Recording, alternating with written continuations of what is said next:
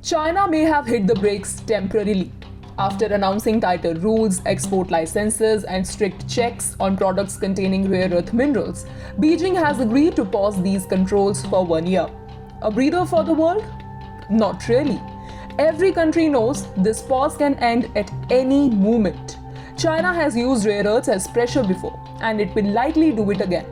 But what most people do not realize is that one nation faced this threat long before anyone else. It did not freeze, it did not panic, it fought back and came out stronger. Let's rewind.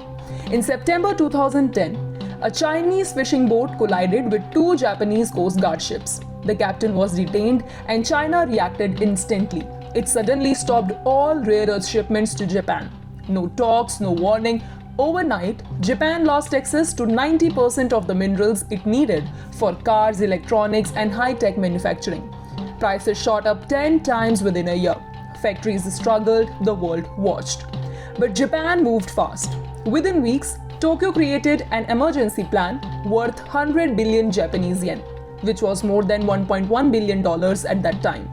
It began stockpiling key minerals. It pushed recycling across industries. It redesigned products to use fewer rare earths. And most importantly, it started sourcing minerals far from beyond China. Japan invested heavily in Lynas in Australia to secure long-term supplies of neodymium and dysprosium and other minerals.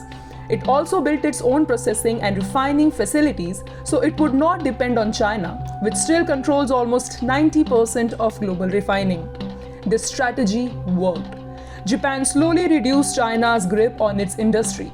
Dependence on Chinese rare earths fell from 90% to below 60%. Industry leaders expected to fall under 50% this year. Even better, Japan now uses less than half the rare earth volume it used before the 2010 crisis because of better technology and a strong recycling system. Japan did not just protect itself. It created a model for how to stand firm against China's mineral dominance. And today, as Beijing pauses its export control with the ability to tighten them again at any time, Japan's story sends a clear reminder. Supply chain security is not built during a crisis. It is built long before it hits. And the countries preparing now will be the ones standing when China decides to pull the lever again.